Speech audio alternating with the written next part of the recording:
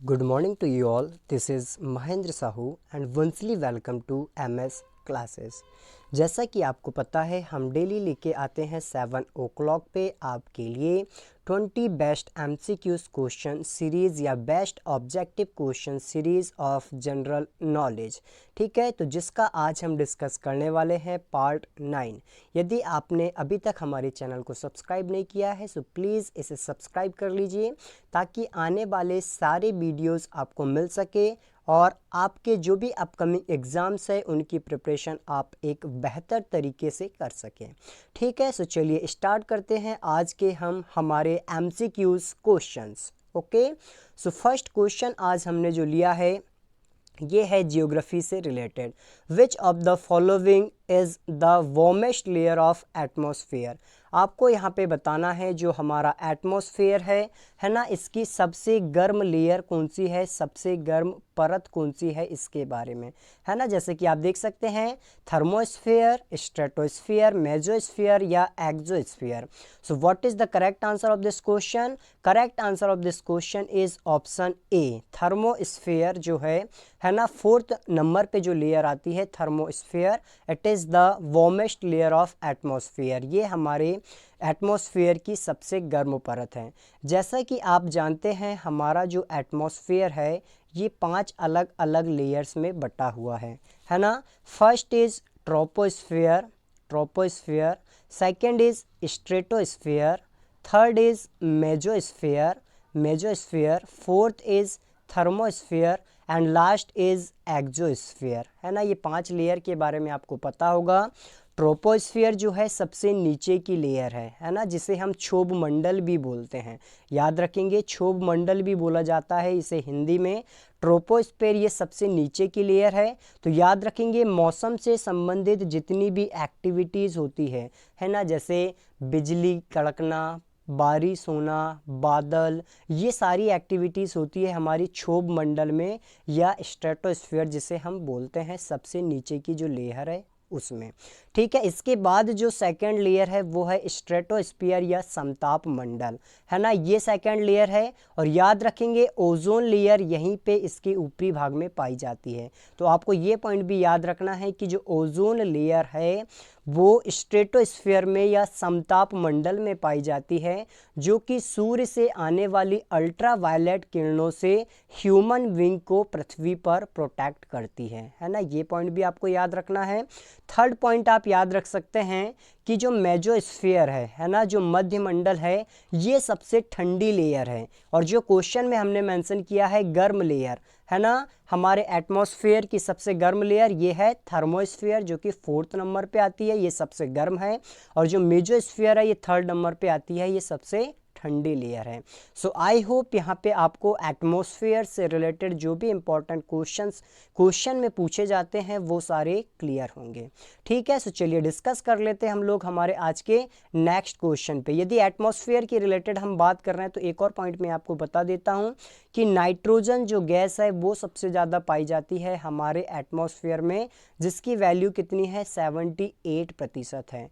ठीक है ना। उसके बाद यदि बात करें हम ऑक्सीजन की, सो ऑक्सीजन कितनी पाई जाती है, नाइट्रोजन हो गई आपकी 78, इसके बाद ऑक्सीजन की बात हम कर लेते हैं यहाँ पे, तो ऑक्सीजन आपकी कितनी है 21%। ठीक है, इसी तरह आप याद रख सकते हैं CO2 आपकी कितनी है 0.03% और ऑर्गन गैस को भी आप याद रख सकते हैं 0.93%। ठीक है, तो ये चारों गैसेस का परसेंट भी आपको याद रखना है ताकि एग्जाम में पूछा जाए तो आप इन्हें कवर कर सके। मैक्सिमम नाइट्रोजन है 78%। ओके, चलिए डिस्कस करते हैं आज के हमारे दूसरे एंड मोस्ट इंपॉर्टेंट क्वेश्चन पे। Which article of constitution deal with the national emergency in India. पता है आप लोगों को हमारे देश में 3 तरह की इमरजेंसी होती है, 3 तरह के आपातकाल लगाए जाते हैं, जिसमें फर्स्ट होती है नेशनल इमरजेंसी, सेकंड होता है president rule. National emergency means राष्ट्रीय आपातकाल जिसको बोलते हैं। प्रेसिडेंट रूल मीन्स राष्ट्रपति शासन होता है, और तीसरा होता है वित्तीय आपातकाल या फाइनेंस इमरजेंसी। ठीक है, तो ये 3 प्रकार की इमरजेंसी हमारे देश में लगाई जाती है। क्वेश्चन में पूछा गया है कि जो नेशनल इमरजेंसी है या जो फर्स्ट प्रकार की इमरजेंसी है, इसकी डिटेल किस आर्टिकल में मिलती है। सो याद रखना है article 352, option A is your correct answer. ठीक है, आर्टिकल नंबर 352 में आपको डिटेल मिलेगी राष्ट्रीय आपातकाल से रिलेटेड, मतलब एक ऐसी इमरजेंसी जो कि पूरे देश में लगा दी जाती है। ऐसी कंडीशन में जैसे युद्ध हो रहा है या किसी विदेश की कंट्री ने हमारे ऊपर आक्रमण कर दिया है या देश में कभी सशस्त्र विद्रोह हो रहा है, तो ऐसी कंडीशन में आर्टिकल 352 के अंदर से 352 के माध्यम से राष्ट्रपति देश में नेशनल इमरजेंसी या राष्ट्रीय आपातकाल लगा देते हैं। इसी तरह आर्टिकल 356 में डिटेल दी हुई है प्रेसिडेंट रूल या राष्ट्रपति शासन की। ठीक है, ये पॉइंट भी आप लोगों को याद रखना है। यहाँ पे हम फिर से देख लेते हैं आर्टिकल 352 जो कि हमारा आंसर भी था, इसमें है नेशनल इमरजेंसी या राष्ट्रीय आपातकाल। ठीक है, इसी तरह आर्टिकल 356 में क्या है, राष्ट्रपति शासन है ना, राष्ट्रपति शासन है जिसमें किसी राज्य में लगाया जाता है राष्ट्रपति शासन, यदि वहाँ पे किसी कंडीशन में जो कॉन्स्टिट्यूशन है उसके अगेंस्ट काम किया जा रहा हो या केंद्र सरकार की बातों को नहीं माना जा रहा हो। इसी तरह 360 आर्टिकल में है वित्तीय आपातकाल, जिसे हम फाइनेंशियल इमरजेंसी बोल सकते हैं, जो कि हमारे देश में अभी तक नहीं लगाई गई है। ठीक है, ये पॉइंट आप लोगों को याद रखना है। राष्ट्रीय आपातकाल की बात करें तो देश में अभी तक 3 बार राष्ट्रीय आपातकाल लग चुका है। सबसे पहली बार इंडिया और जो चीन के बीच में युद्ध हुआ था 1962, उस समय पे लगा हुआ था। सेकेंड टाइम 1971 में लगा हुआ था, इंडिया बांग्लादेश वॉर के समय। उसी तरह थर्ड टाइम 1975 में इंदिरा गांधी गवर्नमेंट के द्वारा लगाया गया था। तो याद रखेंगे नेशनल इमरजेंसी हमारे देश में अभी तक 3 बार लग चुकी है। ठीक है, ये सारे पॉइंट आपको याद रखना है। 1962, 1971, 1975, जिसकी डिटेल मिलती है आर्टिकल 352 में। ठीक है, और 360 में जो वित्तीय आपातकाल है वो हमारे देश में आज तक नहीं लगा है। ये 2 पॉइंट आपको याद रखने हैं। आई होप यहाँ से जो भी इंपॉर्टेंट क्वेश्चन बन सकते हैं वो हमने सारे कवर कर लिए हैं। ठीक है, डिस्कस करते हैं आज के हमारे नेक्स्ट क्वेश्चन पे। Language are mentioned in which schedule of the Indian constitution. या आपको यहाँ पे ये बताना है कि संविधान की किस अनुसूची में, है ना, शेड्यूल की बात की गई है, तो किस अनुसूची में भाषा से संबंधित डिटेल मेंशन है ना, ये आपका क्वेश्चन है। सो ऑप्शन है 6th schedule, 7th schedule, 8th schedule या 9th शेड्यूल। तो चलिए डिस्कस कर लेते हैं। Option C is your correct answer. 8th schedule जो है भारतीय संविधान के या 8वीं अनुसूची जो है भारतीय संविधान की, इसमें डिटेल मिलती है भाषा से रिलेटेड, है ना। ये पॉइंट आप लोगों को याद रखना है 8वीं अनुसूची में। और यदि आज के समय में बात की जाए कि इस 8वीं अनुसूची में 8th शेड्यूल में कितनी लैंग्वेज है, तो आज के समय में टोटल 22 लैंग्वेज हैं जो कि इस अनुसूची में शामिल है, इस अनुसूची में रखी गई है। शुरुआत में जब हमारा संविधान लागू हुआ था 1950 में, तो उस समय पे इसमें टोटल 14 लैंग्वेज हुआ करती थी। ठीक है, आज की बात करें तो टोटल 22 लैंग्वेजेस हैं, और जब संविधान लागू हुआ था 1950 में, उस समय पे ओनली 14 लैंग्वेजेस हुआ करती थी। उसके बाद समय समय पर संशोधन हुए हैं हमारे संविधान में, है ना, और देश में क्या किया गया है, अलग अलग लैंग्वेजेस को जोड़ा गया है। और आज के समय में टोटल कितनी लैंग्वेज हो गई है, टोटल 22 लैंग्वेज हो गई है। ठीक है, तो ये है 8वीं अनुसूची जिसकी डिटेल हमने बता दिया। Option C is your correct answer, भाषा से रिलेटेड हो गया। 9वीं अनुसूची तो हमने ऑलरेडी पहले ही डिस्कस किया हुआ था, ये किससे संबंधित है। सो 9वीं अनुसूची आपकी फर्स्ट कॉन्स्टिट्यूशन अमेंडमेंट के माध्यम से 1951 में जोड़ी गई थी, जिसमें ऐसे कानूनों को रखा गया था जो रिलेटेड थे आपके भूमि सुधार से, है ना, भूमि सुधार से संबंधित कानून इसमें रखे गए थे। ठीक है, इसके अलावा जो भी इंपॉर्टेंट क्वेश्चन हमारे अनुसूची से बनते हैं, उसके लिए हम एक सेपरेट वीडियो बनाएंगे जिसमें हम सारी शेड्यूल से रिलेटेड इंपॉर्टेंट डिटेल्स देखेंगे। ठीक है, नेक्स्ट क्वेश्चन पे डिस्कस करते हैं। Next question is mount Cotopaxi is located in which country. So mount Cotopaxi पूछा गया है आप लोगों से, तो आपको याद रखना है option D is your correct answer. Ecuador में जो है माउंट कोटोपैक्सी है। बट ये क्यों इंपॉर्टेंट है? सो आपको याद रखना है ये एक एक्टिव वॉल्केनिक माउंटेन है ना। एक्टिव वॉल्केनिक माउंटेन का मतलब क्या हुआ? वॉल्केनिक माउंटेन है, ज्वालामुखी पर्वत है, कभी भी यहाँ पे ज्वालामुखी विस्फोट होते रहते हैं, है ना। तो दुनिया के जो हाईएस्ट एक्टिव वॉल्केनिक माउंटेन है उनमें से एक है आपका माउंट कोटोपैक्सी, जो कि इक्वाडोर में आता है ना। इसके अलावा हवाई द्वीप का नाम आपने सुना होगा, यूएसए में, यहाँ पे भी एक्टिव वॉल्केनो पाए जाते हैं, है ना। ओजोस डेल सलाजो का नाम आपने सुना होगा, दुनिया का सबसे ऊंचा एक्टिव वॉल्केनो माउंटेन है, यहाँ पे है ये ओजोस डेल सलाजो। ठीक है, ये साउथ अमेरिका में आता है, चिली प्लस अर्जेंटीना में, तो ये भी आप याद रख सकते हैं। ओजोस डेल सलाजो दुनिया का पहला सबसे ऊंचा एक्टिव वॉल्केनो है। इसी तरह इक्वाडोर में जो कोटोपैक्सी आता है ये भी शायद दूसरे नंबर पे, या कह सकते हैं प्रमुख जो एक्टिव वॉल्केनो है उनमें एक आता है। ठीक है, इसी तरह हमने प्रीवियस वीडियो में डिस्कस किया था इंडिया में भी एक एक्टिव वॉल्केनो पाया जाता है, जो कि कौन सा है? अंडमान एंड निकोबार में पाया जाता है, वैरन द्वीप, जिसका नाम हमने आपको बताया था। तो आप ये पॉइंट भी याद रखेंगे, वैरन द्वीप इंडिया से रिलेटेड है। और इस ऑप्शन का आंसर क्या था इस क्वेश्चन का? माउंट कोटोपैक्सी इक्वाडोर में पाया जाता है। ठीक है, ये पॉइंट भी आई होप आपको क्लियर होगा। चलिए नेक्स्ट क्वेश्चन देखते हैं। Which of the following latitude forms the boundary between the two big countries USA and Canada. आपको बताना है कि नॉर्थ अमेरिका कॉन्टिनेंट की जो दो बड़ी कंट्री है, obviously first is your USA and second is your Canada, है ना। This is your Canada for example and this is your USA. So कौन सी डिग्री, कितने डिग्री पैरेलल लाइन या कितने डिग्री लैटिट्यूड लाइन जो है वो इन दोनों कंट्रीज़ की बॉर्डर बनाती है यूएसए एंड कनाडा की?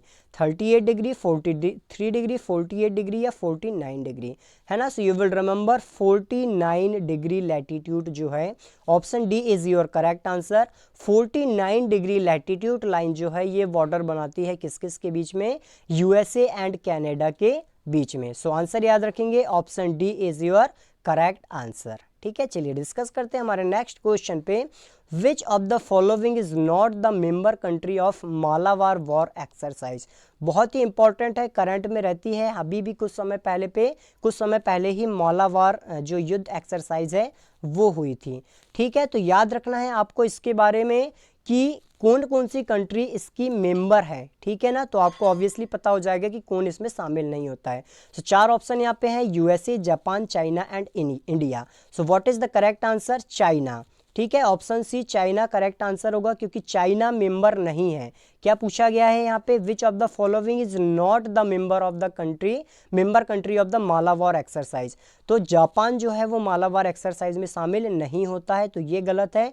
बाकी यूएसए, इंडिया एंड जापान जो है ये परमानेंट मेंबर है किसके? मालाबार युद्ध एक्सरसाइज के। और एक और पॉइंट आपको यहाँ पे याद रखना है, ये एक्सरसाइज 1992 से स्टार्ट हुई थी। शुरुआत में इसमें यूएसए और इंडिया ही लंबे समय तक इस एक्सरसाइज में पार्टिसिपेट करते थे, फिर जापान भी इसमें ऐड हुआ था। बीच में कुछ समय के लिए ऑस्ट्रेलिया भी ऐड हुआ था, बट बाद में फिर ऑस्ट्रेलिया इस एक्सरसाइज से हट गया था। ठीक है ना, सो याद रखेंगे कौन कौन परमानेंट मेंबर है इस मालाबार एक्सरसाइज के। प्रेजेंट समय में यूएसए परमानेंट मेंबर है, इंडिया परमानेंट मेंबर है, और साथ ही साथ आपका जापान भी इसका परमानेंट मेंबर है, चाइना इसका मेंबर नहीं है ना। So option C is your correct answer. Let's move to the next question. Union territories are mentioned in which part of the constitution. Constitution से ऐसे क्वेश्चन डायरेक्ट पूछे जाते हैं, इसीलिए हम ट्राई कर रहे हैं कि ज़्यादा से ज़्यादा क्वेश्चन जो है वो कॉन्स्टिट्यूशन से कवर हो सके। तो पूछा गया है कि यूनियन टेरिटरीज जो है या केंद्र शासित प्रदेश जो है आपके, है ना, केंद्र शासित प्रदेश जो है वो आपके किस भाग में, संविधान के किस भाग में इसकी डिटेल मिलती है ना। सो ऑप्शन दिए गए हैं 8, 12, 18 या 22? So you will remember answer of this question is option A. संविधान के भाग 8 में, याद रखेंगे, संविधान के भाग 8 में डिटेल दी हुई है किससे related? So obviously union territories या केंद्र शासित प्रदेश से रिलेटेड ये डिटेल्स मिलती है। ओके, सो चलिए डिस्कस करते हैं next question. Who was the founder of Indian association? बहुत ही इंपॉर्टेंट क्वेश्चन यहाँ पे पूछा गया है कि इंडियन जो एसोसिएशन बना था उसके फाउंडर कौन थे? ठीक है, दादा भाई नौरोजी, सुरेंद्रनाथ बनर्जी, शिशिर कुमार घोष या बाल गंगाधर तिलक? सो आपको याद रखना है Surendranath Banerjee, option B is your correct answer. Surendranath Banerjee जो थे वो फाउंडर थे किसके? वो संस्थापक थे किसके? इस इंडियन एसोसिएशन के। और ये इसीलिए इतना इंपॉर्टेंट एसोसिएशन है क्योंकि जो हमारे देश में 1885 ईस्वी में कांग्रेस की स्थापना हुई थी, कांग्रेस से पहले सबसे इंपॉर्टेंट यदि कोई एसोसिएशन की बात की जाए तो वो आपका इंडियन एसोसिएशन ही था, इसीलिए ये बहुत ही इंपॉर्टेंट बन जाता है। तो आप लोग याद रखोगे option B is your correct answer. Surendranath Banerjee जो थे वो इस इंडियन एसोसिएशन के फाउंडर थे। नेक्स्ट क्वेश्चन हम डिस्कस कर लेते हैं, who form the Paris Indian society? Important question है, पूछा जाता है, ऑब्जेक्टिव फैक्चुअल क्वेश्चन है कि पेरिस इंडियन सोसाइटी की स्थापना किसने की थी? तो obviously madam Bhikaji Cama is your correct answer. Madam Bhikaji Cama के द्वारा पेरिस इंडियन सोसाइटी की स्थापना की गई थी और ये वही लेडी थी जिन्होंने जर्मनी के स्टुटगार्ड शहर में क्या किया था? जर्मनी के स्टुटगार्ड में पहली बार इंडियन फ्लैग या भारतीय झंडा को फहराया था। हालांकि आज के झंडे के जैसे ऑब्वियसली नहीं था, बट ये पॉइंट इनका चलता है ना। सो याद रखेंगे मैडम भीकाजी कामा ने पेरिस इंडियन सोसाइटी की स्थापना करी थी। Which date is celebrate as the voters day? है ना, मतदाता दिवस जिसको हम बोलते हैं, किस तिथि को मनाया जाता है मतदाता दिवस के रूप में? है ना, सो ऑप्शन का आंसर हमने डायरेक्ट लिखा हुआ है 25 जनवरी, क्योंकि 25 जनवरी 1950 को इलेक्शन कमीशन की स्थापना की गई थी। इलेक्शन कमीशन को इस्टेब्लिश किया गया था किस वर्ष? 1950 में। किस डेट को? 25 ऑफ फरवरी को। इसीलिए इस दिन को हर साल किस रूप में मनाया जाता है? वोटर्स डे या मतदान दिवस के रूप में मनाया जाता है। ठीक है, डिस्कस कर लेते हैं next question. Krishnaraj Sagar dam is located on which river? जो कृष्णराज सागर डैम है ये किस रिवर पे लोकेटेड है? कृष्णा, कावेरी, महानदी या Godavari? So option B is your correct answer. Kaveri जो नदी है इस पे आता है आपका कौन सा? कृष्णराज सागर डैम। याद रखेंगे डैम से इंपॉर्टेंट क्वेश्चन पूछे जाते हैं, इसीलिए हम हर क्विज में ट्राई करते हैं एक दो क्विज में एक बार कि डैम से रिलेटेड एक क्वेश्चन को शामिल करें। So option B is your correct answer. What is the full form of AIIB? बहुत ही इंपॉर्टेंट है आज के समय में। क्या फुल फॉर्म होता है AIIB का? तो यहाँ पे फुल फॉर्म हमने मेंशन किया हुआ है Asian infrastructure development investment bank, Asian infrastructure investment bank, ये फुल फॉर्म होता है AIIB का। ए से एशियन, ई से आई से इंफ्रास्ट्रक्चर, फिर आई से इन्वेस्टमेंट, देन वी से बैंक। ठीक है, तो ये बैंक कैसा है? एशिया पैसिफिक रीजन में या एशिया कॉन्टिनेंट में डेवलपमेंट के लिए, विकास के लिए इस बैंक को इस्टेब्लिश किया गया है। और ये किस तर्ज पे इस्टेब्लिश किया गया है? ये सिमिलरली है वर्ल्ड लेवल पे, जैसे आपका वर्ल्ड बैंक मिलता है और एशियन डेवलपमेंट बैंक मिलता है, उसी तरह AIIB को इस्टेब्लिश किया गया है एशिया पैसिफिक रीजन के लिए, है ना। सो इसे इस्टेब्लिश किया गया था 2016 में और इसकी हेडक्वार्टर है बीजिंग में, है ना। सो ये 2 पॉइंट आपको याद रखना है कि एशियन इंफ्रास्ट्रक्चर इन्वेस्टमेंट बैंक को 2016 में इस्टेब्लिश किया गया था, इसकी हेडक्वार्टर बीजिंग में है और ये वर्ल्ड बैंक और ADB के जैसे काम करता है एशिया कॉन्टिनेंट के लिए। आई होप आपको समझ में आ गया होगा। नेक्स्ट इंपॉर्टेंट क्वेश्चन आपका बनता है, what is the location of Chabahar fort? ठीक है, जो छावर पोर्ट जिसको भी बोल दिया जाता है या चाहवर भी प्रोनाउंस किया जाता है, कई बार छावर भी डायरेक्ट बोल दिया जाता है। सो याद रखोगे इस पोर्ट की लोकेशन क्या है या ये जो पोर्ट है वो किस कंट्री में आता है ना। 4 ऑप्शन यहाँ पे हमने मेंशन किया है, Iran, Iraq, Pakistan, Afghanistan. So what is the correct answer? Option A is your correct answer. Iran जो कंट्री है, ईरान के दक्षिणतम भाग में या सदर्न पार्ट में आता है आपका क्या? चावर पोर्ट। ठीक है, और ये इंपॉर्टेंट क्यों है? क्योंकि चावर पोर्ट जो है वो इंडिया के द्वारा डेवलप किया गया था इराक में, या इंडिया के द्वारा डेवलप किया गया है, इराक में नहीं, ईरान में, ताकि क्या किया जा सके? ताकि जो सेंट्रल एशियन कंट्रीज़ है उनके साथ हमारे रिलेशन इस्टेब्लिश हो सके, है ना, उनके तक हमारी पहुंच इस्टेब्लिश हो सके। उसके लिए क्या किया गया था? ईरान में चाबर पोर्ट को इस्टेब्लिश किया गया था किया गया है इंडियन गवर्नमेंट के द्वारा। तो what is the correct answer? Option A is correct answer of this question. Chabahar port, what is the location? It is in Iraq. इसको डेवलप किया गया है किसके द्वारा? डेवलप किया गया है इंडियन गवर्नमेंट के द्वारा, जिसका ऑब्जेक्ट क्या है? सेंट्रल एशिया से या अफगानिस्तान और अफगानिस्तान के ऊपर जो मध्य एशिया की कंट्री है उनके साथ हमारा कनेक्शन इस्टेब्लिश हो सके, इसके लिए। ठीक है, तो ये पॉइंट आप लोग यहाँ पे याद रखेंगे। चलिए नेक्स्ट क्वेश्चन डिस्कस कर लेते हैं। The Saubhagya scheme is also referred as, Saubhagya scheme को किस नाम से जाना जाता है? 4 ऑप्शन यहाँ पे हमने मेंशन किया है। तो what is the correct answer of this question? Option D is your correct answer. प्रधानमंत्री सहज बिजली हर घर योजना, है ना। मतलब इस स्कीम का क्या उद्देश्य है? बोले सभी घरों को बिजली प्रोवाइड करवाना है, तो ये इस स्कीम का ऑब्जेक्ट है, इसीलिए इसे क्या बोला जाता है? सौभाग्य योजना को प्रधानमंत्री सहज बिजली हर घर योजना, जो कि 2017 में इस्टेब्लिश की गई थी, इस स्कीम को स्टार्ट किया गया था। सो याद रखेंगे क्या एक्चुअल नाम है सौभाग्य स्कीम का? प्रधानमंत्री सहज बिजली हर घर योजना। ठीक है, नेक्स्ट क्वेश्चन यहाँ पे हम डिस्कस कर लेते हैं। When was the Ayushman Bharat scheme launched? Ayushman Bharat scheme जो थी, जो कि स्वास्थ्य से संबंधित हेल्थ से संबंधित आज तक की सबसे बड़ी स्कीम है।